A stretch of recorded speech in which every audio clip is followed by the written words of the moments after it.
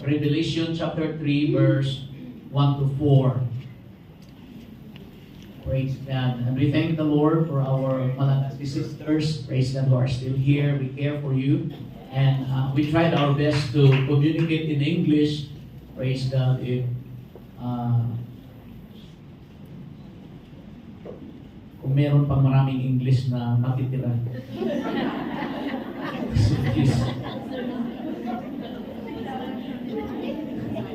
Praise God.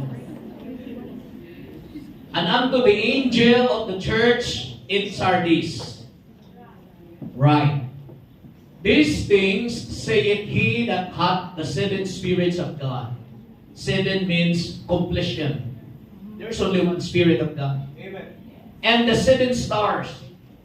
I know thy works, that thou hast a name, that thou livest and art dead. So this church in Sardis is well known to be a revivalist in the eyes of the people, in their community, as in the church is lively, but in the eyes of God, God said, you are dead. That's a very scary commentary, praise God, in the scripture, in the church of Sardis. Be watchful, God said, strengthen the things which remain, that are ready to die. For I have not found thy works perfect before God. Verse 3, remember therefore how thou hast received and heard, and hold fast and repent. Everybody shout, repent. Repent. If therefore thou shalt not watch, I will come on thee as a thief, and thou shalt not know what hour I will come upon thee. Last verse. Thou hast a few names, even in Sardis. So the whole church of Sardis is in a bad situation. It's a messed up church. But the God of glory did not look all the bad things in this church, but in His merciful eyes, He still looked the good thing in the church of Sardis. Amen. And God said that there are few names. Few names. It's the minority, not the majority. In Sardis, which have not defiled their garments. And God said, they shall walk with me in white, for they are worthy. In John chapter 20, verse 22, this is the writings of the evangelist. John chapter 20, verse 22.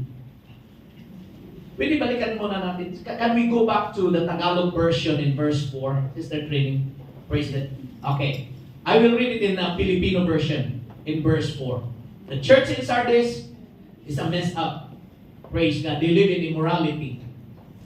Ngunit mayroon kang ilang pangalan sa Sardis na hindi nangagdumi ng kanilang mga damit. At sila'y kasama kong magsisilakad na may mga damit na maputi sapagkat sila'y karapat-dapat.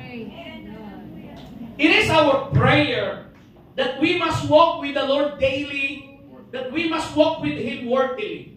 But here is the key. Do not defile your garment. Huwag kang magdumi sa iyong sariling damit. Now, I will tell you what is that all about later. In John chapter 20, verse 22, the scripture said, and when He had said this, Jesus is the one who said this verse. And when He had said this, He breathed on them and said unto them, receive ye the Holy Ghost. I will bring to you a simple topic this afternoon. Jesus said, receive ye the Holy Ghost. Jesus said, receive ye the Holy Ghost. Shall we bow down our head? Who among you did not experience yet in receiving the gift of the Holy Spirit? Who among you here did not yet experience in speaking of tongues as the Spirit gives the utterance? For the gift is for all who believe in His name. Amen. If you are a believer, this gift is for you. Our song said, we need the power of Pentecost all over this place. We need the power of Pentecost all over our lives. And Jesus said, as He breathed on them, receive ye the Holy Ghost. Heavenly Father, we come to you, Lord, with a humble heart. Forgive our sins. Forgive us of all our trespasses. And today, as we stand in this holy congregation, O Lord, in this convocation, God, I pray that your Holy Spirit will move upon us. We need the Holy Spirit. Father, breathe on us this afternoon. And everybody will be alive in the Spirit. Thank you, Jesus. Help us, O Lord, to live a life of morality in this immoral world.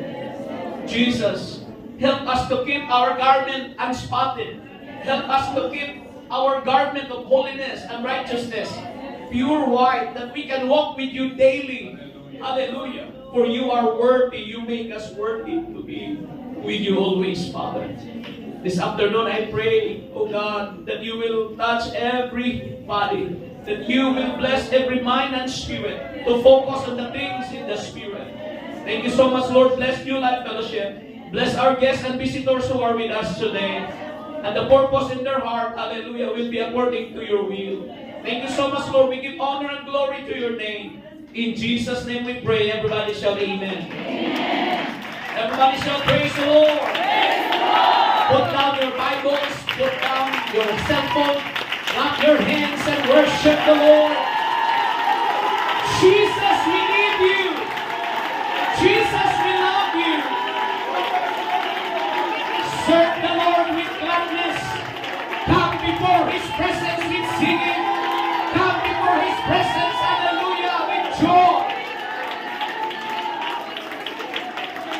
Hallelujah, blessed be the name of the Lord. You may now take your seat, and the Lord will bless you. The case of the Sargent Church was bad. Yet the loving eyes of the faithful witness would not ignore the good. There were few who had not defiled their garments. These had not succumbed to the oppressive moral atmosphere around them.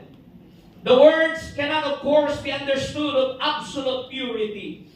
Their praise is that in the death-like, self-complacent liturgy around, they had kept earnest in the pursuit of holiness and had not forgotten Him who could cleanse and revive them once again.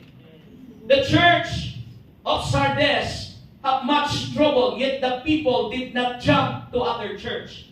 Their only purpose, hallelujah, is to keep their garments pure and white before the Lord. This white is not the white of the undefiled robe. It is the lustrous white of glory, as in the promise of the following verses in the scripture. Everybody shall praise the Lord. Praise the Lord. We have here then the promise of continuous and progressive activity. As the scripture said, they shall walk with me. When we start our relationship to the Lord, we walk daily, praise God, hallelujah, in the will of God. This is a continuous and progressive activity. We walk, praise God, not just every Sunday with the Lord.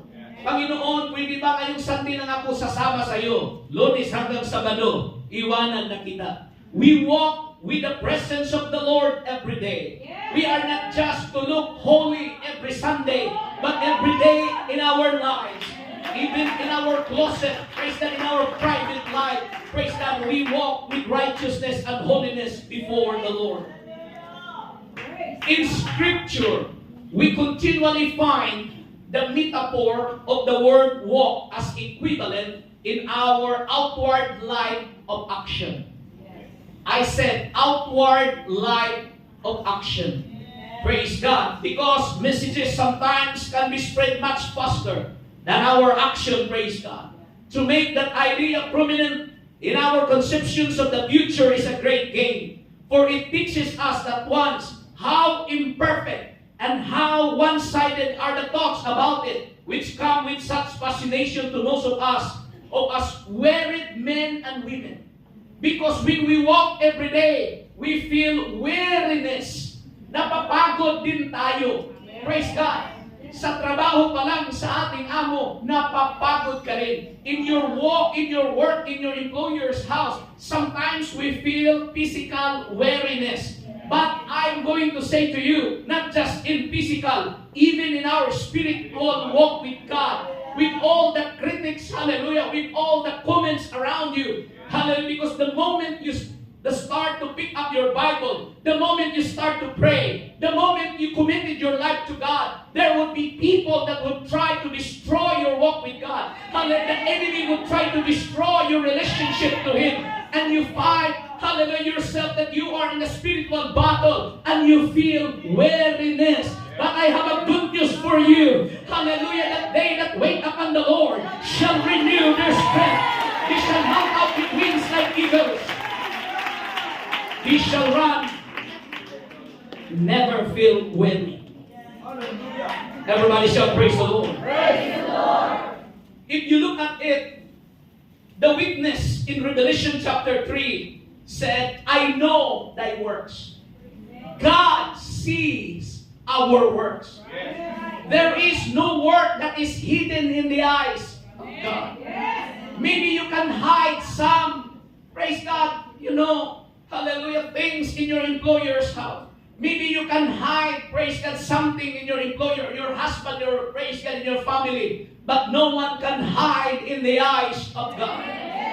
The church of Sardis, praise God, God said, I know thy works, that thou hast a name, that thou livest and art dead. Hallelujah, you are well known that you are revivalist. Your church is well known, praise God, that is alive. But God said, in my eyes, you are dead. So the question runs this afternoon is this: what makes Sardis church dead? Why the church in Sardis is dead? Hallelujah. Praise God. In Genesis chapter 2, verse 7, the beginning of the story about the breathing process. And the Lord God formed man of the dust of the ground and breathed into his nostrils the breath of life, and man became a living soul. The breath of God is very powerful. Praise God. It makes the soul of man to be alive. Adam, praise God, hallelujah, was formed, hallelujah, from the dust of the earth. God formed the man physically, his height, everything. But there was no life in that body that was being formed. But God breathed that man in his nostrils. And he breathed, hallelujah, not just an oxygen, but the scripture said, the breath of life, and man became a living soul. So you, this afternoon, whether man or woman, you are a living soul.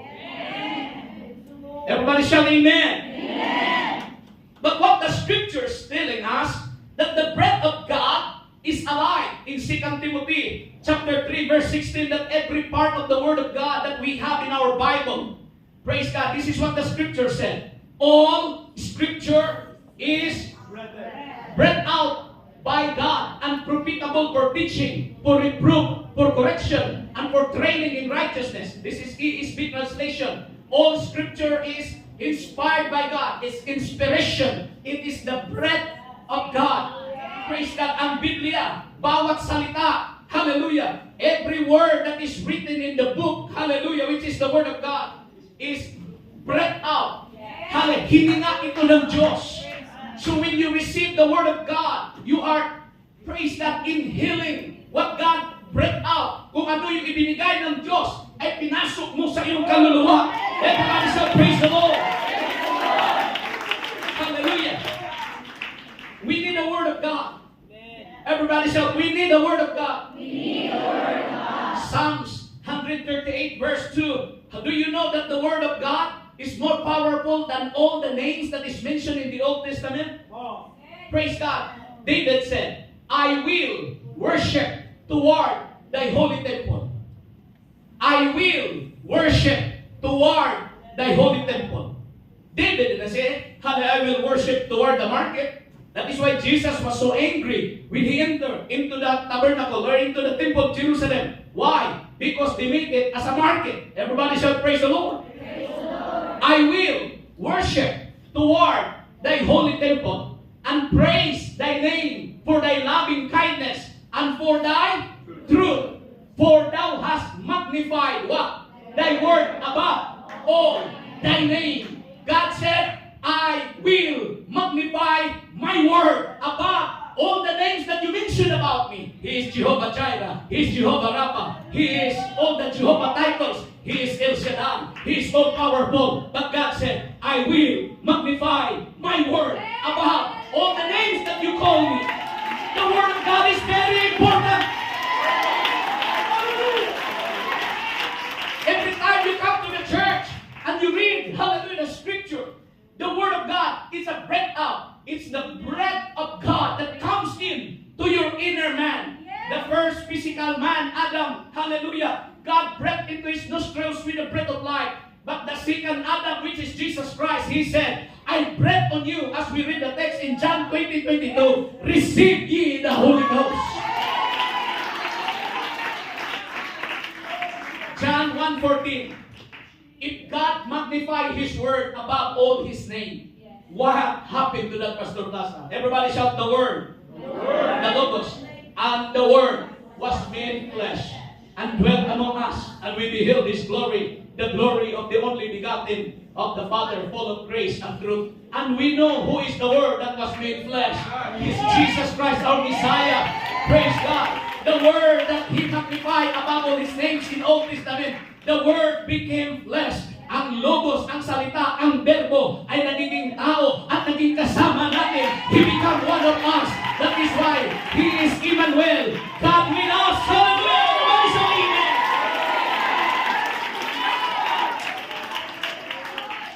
Next verse, Sister Trinity.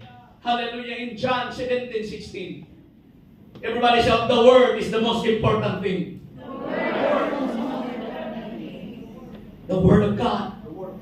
And the word of God became flesh, and He is the Messiah. Jesus said in His prayer, they are not of the world, even as I am not of the world. He told His disciples, as He prayed, hallelujah, to the Father, they are not of the world, even as I am not of the world. We are not belong to this world, yet we live in this world. But the world is not, the world did not own you. The world cannot dictate you. The lust of the flesh and the lust of the eyes and the pride of life, these are the things in the world. But we are not living according to the system of the world. Verse 17, look at the scripture. Hallelujah. Sanctify them through thy truth. Thy word is truth. In social media today, with the AI, praise God, we don't know who speaks the truth. From politicians and leaders all around the world, we don't know who speaks the truth. Hallelujah. But I can assure you, the thing that can sanctify us, hallelujah, the only thing that can cleanse us is the truth. And the word is truth. The word of God is truth. Everybody say amen. Verse 18 and 19. As thou hast sent me into the world, even so have I also sent them into the world. Verse 19. And for their sake, as He was praying as a human, Jesus prayed this prayer. And for their sake I sanctify myself, that they also might be sanctified through the truth. So if your life is not living in the truth, how can you be sanctified? Paano ka malinis? Paano mo linisin ang iyong buhay kung ayaw mong mamuhay sa katotohanan? How can you live, praise God, hallelujah, a life that is cleansed before God? Because only the truth can sanctify us. Clap your hands unto the Lord. The breath of God gives life. And when Jesus said to His disciples, I breathe on you, receive ye the Holy Ghost. In 2 Thessalonians chapter 2, verse 1 to 8, this is what the scripture said. Look up, praise God, hallelujah. Now, concerning the coming of our Lord Jesus Christ. So this is an issue that all churches believe, that the Lord will come. Now, concerning the coming of our Lord Jesus Christ, and our being gathered together to Him, talking about the rapture. We ask you, brothers, number one, not to be quickly shaken or mind or be alarmed. Hala, malapit na magbalik. Naku, hindi ba ako nakapag-asawa? Hoy! Do not be shaken in mind. Paano na yung savings ko? Iwanan lang pala yun.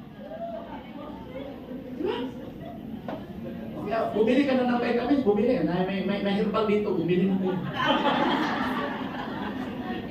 Paano na, pastor? Yung kasal ko next year. Babalik na pala Panginoon next month. Now think about this.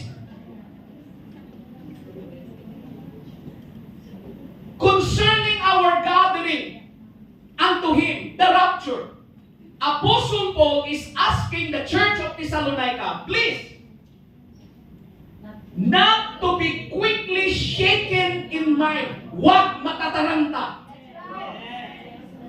When someone will preach, okay, you need to wear white, 12 o'clock midnight, sell your cow, your carabao, give all the money to the church because Jesus will come at 12 midnight, wear a white robe. Don't believe it. Everybody say amen? Not to be quickly shaken in mind or being alarmed, either by a spirit. Pastor, nanaginip ako kagabi. Babalik na talaga ang Panginoon. Hindi ka pa nanaginip, sinabi na ng Bible na ibabalik siya. Bakit mong ipilit yung panaginip mo? The scripture already said that He will come. But do not be shaken in mind. Do not be alarmed. Or by a spoken word. Now, social media now, AI can make, praise God, statements and, videos. A spirit or a spoken word. Or a letter seeming to be from us. To the effect that the day of the Lord has come. Next verse. Look at this, the scripture. Let no one deceive you. Pagdating sa rapture, huwag ka sanang ma-scam.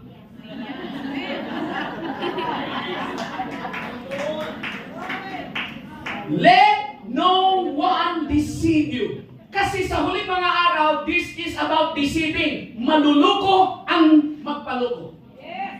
Madadaya. Gustong madaya. Dahil maraming mandaraya. Kung may sabi sa iyo, mahal kita, i-identify mo, i-verify mo talaga. Makamadaya ka.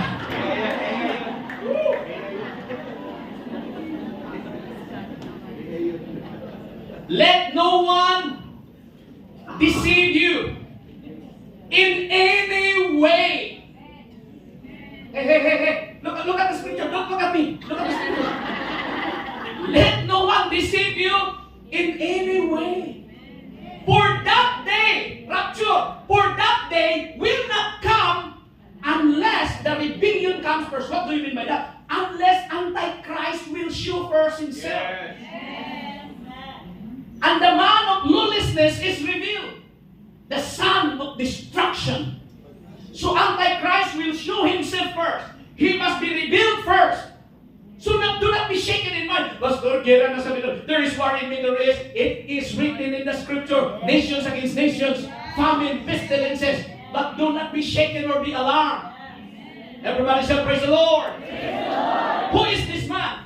Paul said, who opposes and exalts himself against every so-called God or object of worship, so that he takes his seat in the temple of God, proclaiming himself to be God.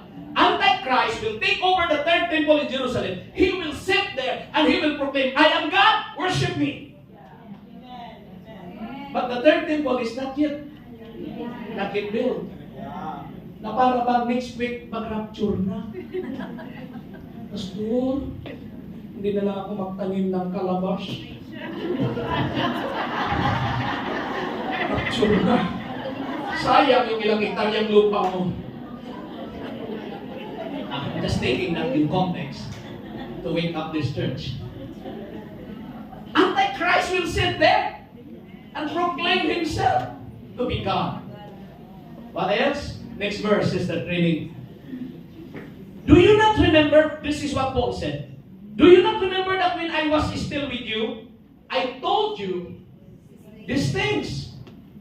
And you know what is restraining him now, so that he may be revealed in his time. So Antichrist is already working. The spirit of Antichrist is already working right now. But the problem is, there is, hallelujah, someone who restrained him that he would not be revealed. And in my study, praise God, of prophecy, it is Michael the archangel.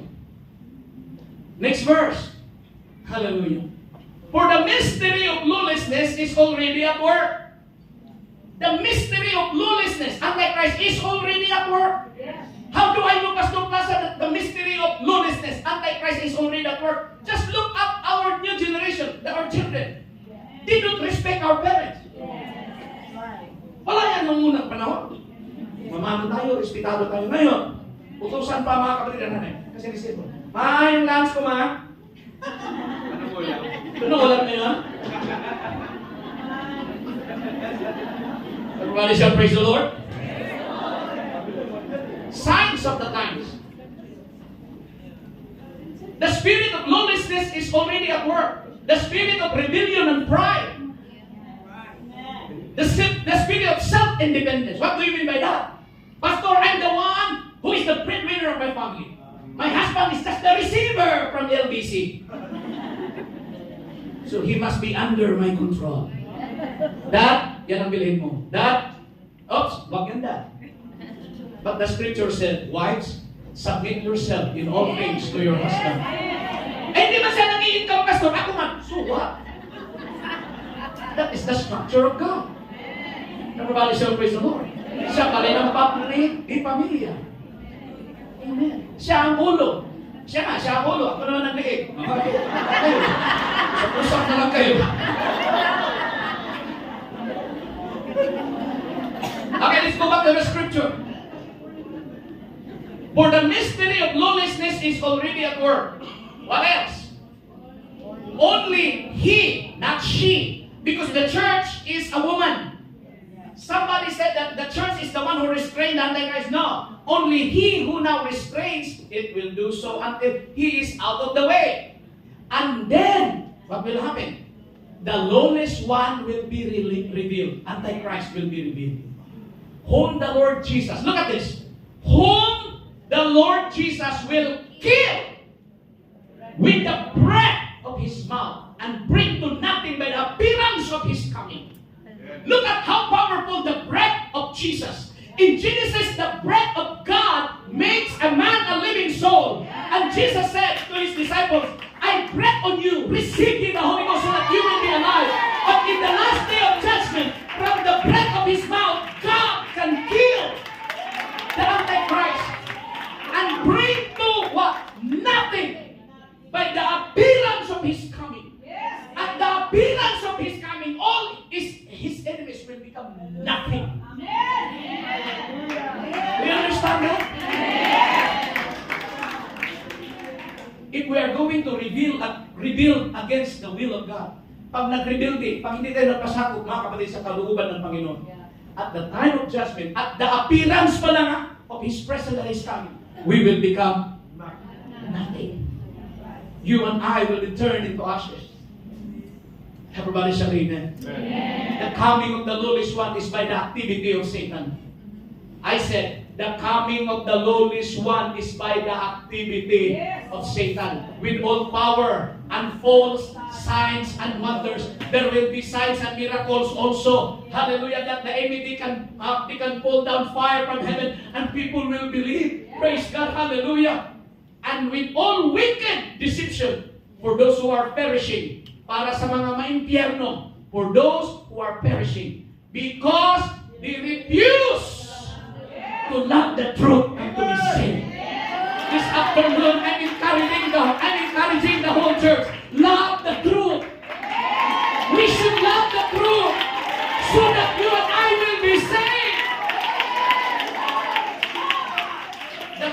is the only cleansing power.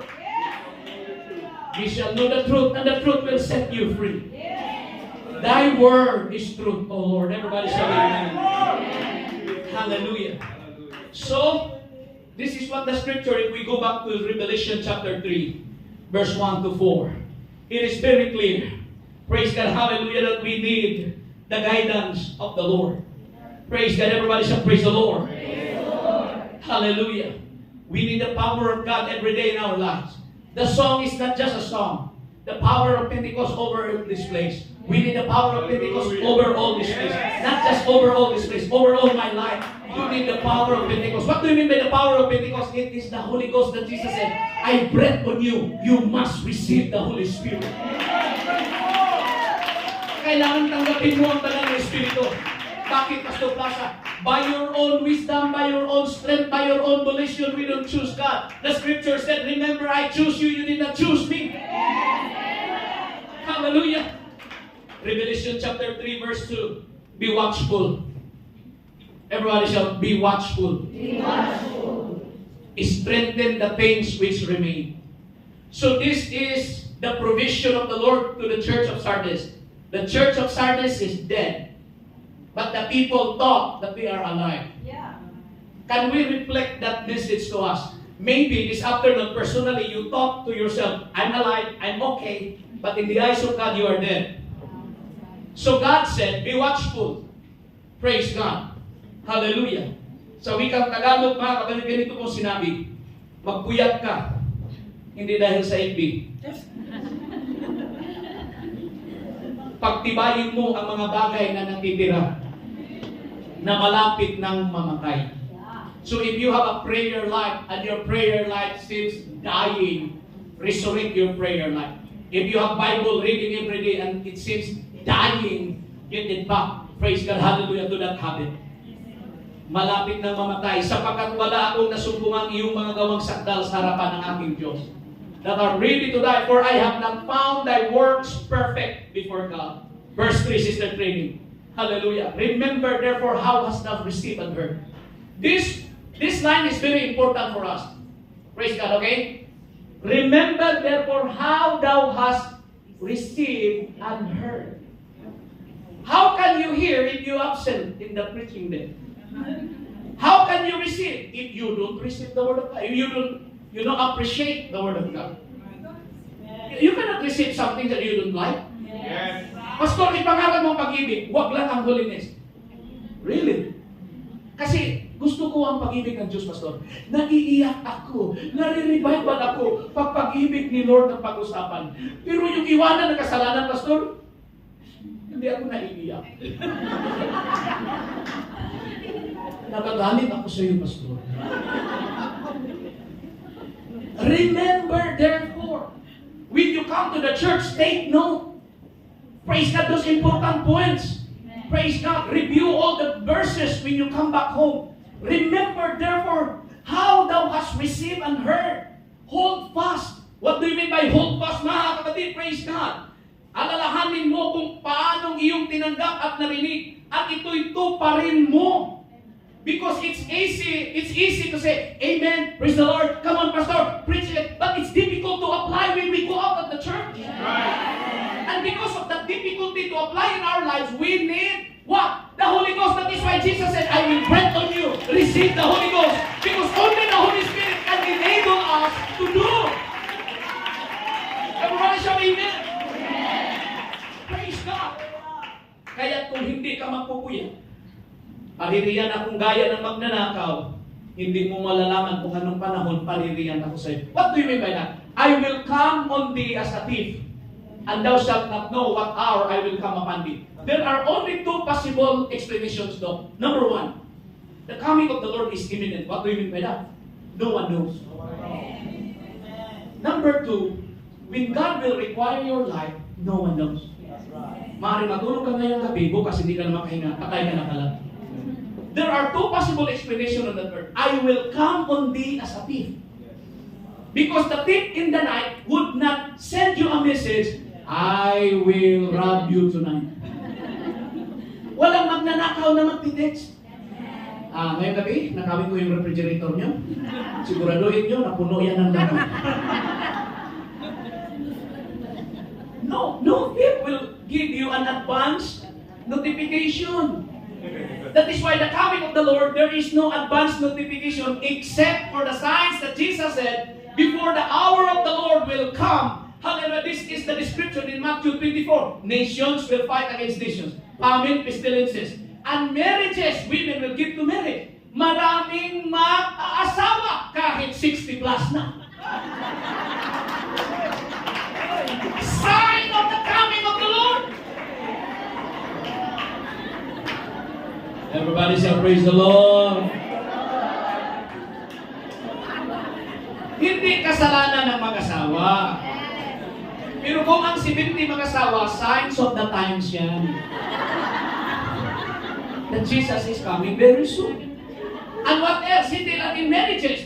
They will build houses. Look at, in the Philippines, no kung buildings upon buildings, houses upon buildings. Akala ko mahirap dito sa Pilipinas na inflation, but look at the villages and, praise God, subdivisions, lots. Praise God of buildings. And those are the signs of Jesus' soon return. That is why we need to be, Lord, when we come to the church, tell God, Lord, when I come today, breathe on me. Hinahan mo ako, Panginoon. Huwag mong sabihin na sa leader o coordinator o leader, hingahan mo ako. Mag-toothbrush ka muna.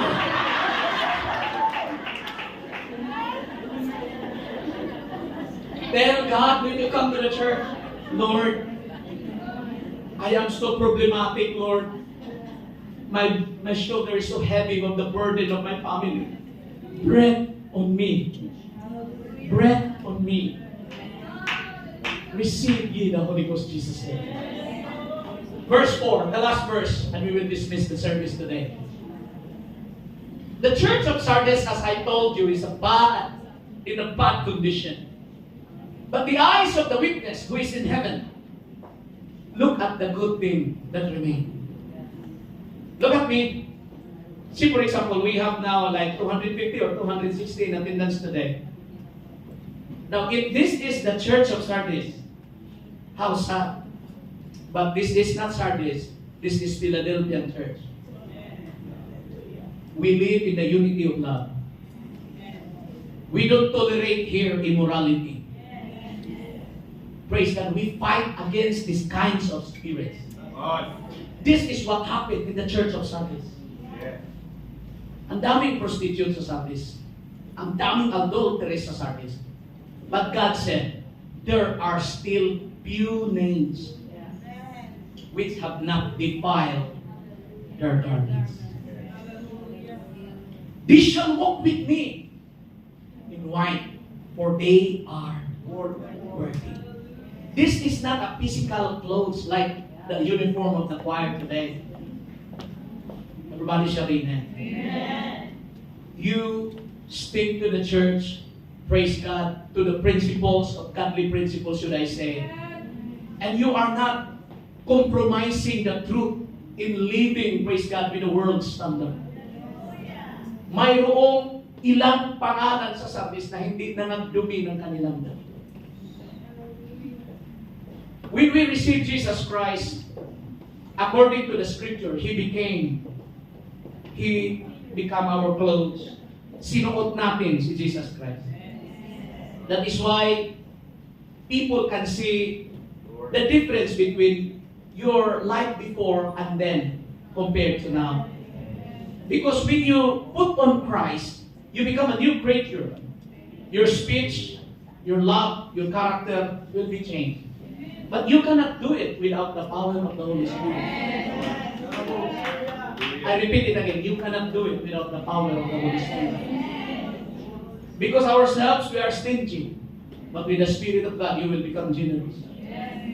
Praise God. With ourselves, we don't release easily forgiveness. But with the Spirit of God, it's easy to release forgiveness. Before, there are things that it's so difficult to love the unlovable. But with the Spirit of God, you are able to love the unlovable. You are going to reach those unreachable people. That is the power of Pentecost. So this afternoon, think about it. Love the truth. Love the truth. The scripture said, when Jesus will appear, Jesus will kill the Antichrist with the breath of his mouth. Hallelujah. And at his appearing, all his enemies will become nothing. Praise God. So what should we do as a church today? Jesus said, be watchful. Repent of your sins. There is a provision. We need to repent in our sins. Because God said, He can forgive all our sins. Shall we stand together? I hope that it is clear for you this afternoon that the breath of God is very powerful. It can make you alive and it can kill you if you are not in the will of God. If you are not baptized in the name of Jesus, get baptized today. But this day is the day of Holy Ghost infilling. Allow God to move into your life and say, while you are standing right now, Lord, breathe on me. Fill me with the Holy Spirit. Those who did not yet receive the gift of the Holy Spirit, I invite you to come. If you want to be refreshed by the power of the Holy Spirit, come. In these few minutes, I believe with all of my heart, God will pour out the wind of Pentecost into our lives. It will blow again. Antichrist will rule for a very short period of time. I said, the Antichrist will come and he will rule a short period of time. But you have nothing to worry concerning the coming of the Lord. In your mind, do not be shaken. Huwag kayong matataranta, huwag ma-alarm. Because if you have the Holy Spirit, you become strong. Praise God, and you will not be deceived by those people. Praise God. Those wicked people that lives in the spirit of deception. Kumusta ang buhay mo ngayon? Ito po mga kapatid, is a black and white question. This is not maybe a rhetorical question, but this is a black and white question.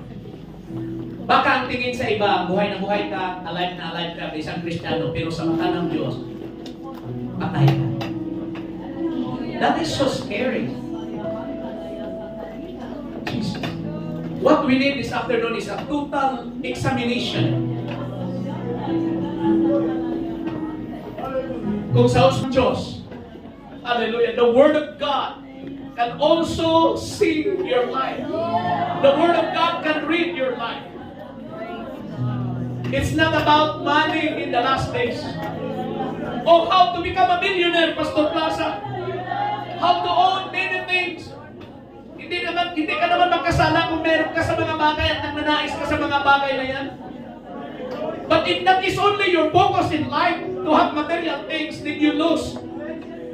You lose, hallelujah, the privilege to know the truth. There will be trials in faith. There will be difficulties in this present life. But if you will just surrender your life to Him and say, Lord, as I stand in your altar, breathe on me, Father. Breathe on me. Hinahan mo, Panginoon, ang aking puso. Nahirapan akong umibig sa iba. Nahirapan ako, Panginoon, na magpatawad sa iba. Hinahan mo ang aking puso. Panginoon, may takot ang aking isip. Hingaan mo ang aking isip sa iyong banal na Espiritu. Panginoon, ako'y namumuhay sa kasalatan. Hingaan mo, Panginoon, ang aking source of income. Panginoon, may naramdaman ako sa aking katawan. Panginoon, hingaan mo ako sa iyong banal na presensya. At ako'y makatanggap ng milagro mula sa iyo. Receive ye the Holy Ghost! Anong gagawin ko, Pastor Plaza? Lift up your hands, shout unto the Lord, worship Him, give your thanksgiving to Him. Ask the Lord, Lord, breathe on me.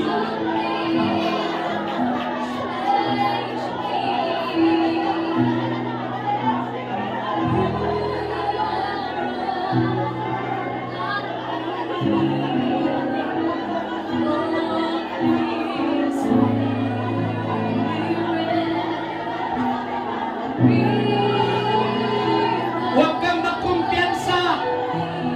Baka akala mo, okay lang, buhay ng Kristiyano ka, pero sa mata ng Diyos, patay ka na pala. Wala nang worship, wala nang pananampalataya. Jesus, save us, Lord. The Lord is coming soon. Love the truth, and the truth will sanctify your life.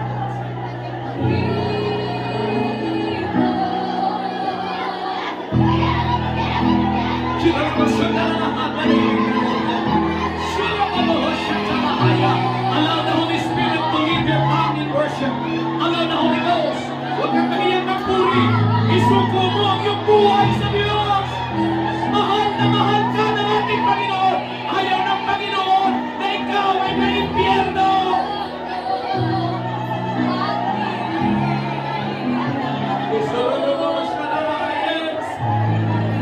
Come on, sing without winding. Worship without winding of the Lord.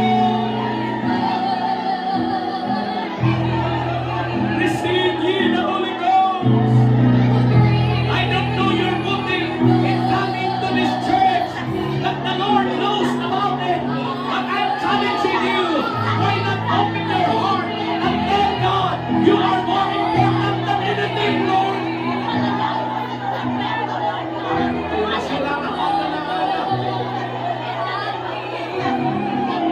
Namuhay ka ba sa katotohanan?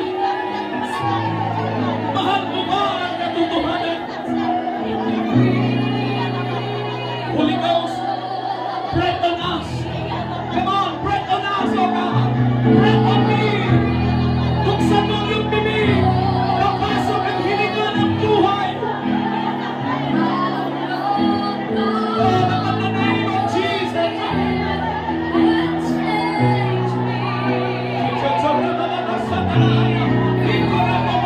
Come on, pray. Pray for somebody. Release the blessing to them.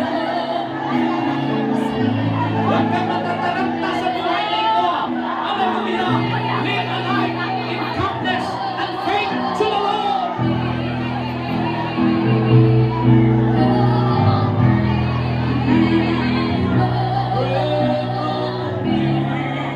Breath on me, Lord. Breath on me. I feel the Holy Ghost. I feel the Holy Ghost. Be healed in Jesus' name. Be healed in Jesus' name. Lord, touch Sister Joanna Julie. A miracle healing from cancer. Complete healing, Lord, for ruinized livers. In the name of Jesus, we send healing to Anon San, Lord. Hallelujah. Isa siya sa boarding sound. Manalangin na for a healing, Lord, mula sa hand ng Diyos. In Jesus' name, Brother Ben Medina, Lord. So now, heal him. Touch him. Touch him, Lord. Heal, Lord. Heal him. In Jesus' name, Brother Ronald Pinalama. Heal him, Lord. A miracle healing, Lord. A miracle healing, Lord. Shirley Divine. Safety journey, Lord. Even Pastor Pellegrino, Lord. Our faith brother service. Come on, leaders. Come on, leaders. The power of the Holy Ghost is moving. The power of the Holy Spirit is moving.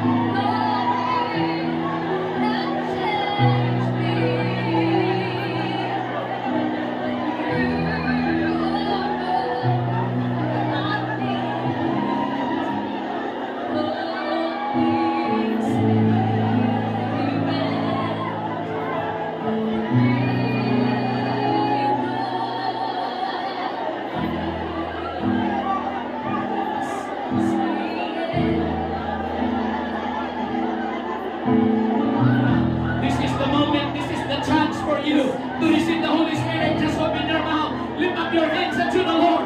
Itaas mo yung dalawang kamay, isuko mo yung buhay sa Diyos. Tutulungan ka sa Panginoon. Hindi ka niya pamamayaan. Narinig mo ako, hindi ka pamamayaan ng Diyos.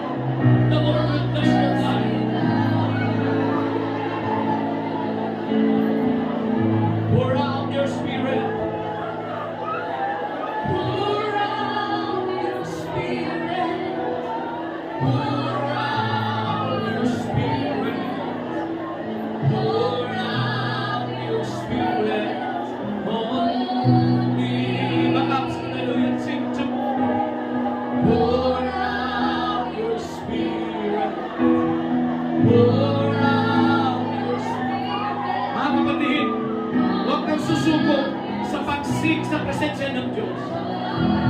Seek the Lord while He may be found. Call upon the name of Jesus. Jesus is the most important thing in our life. The Word, the truth,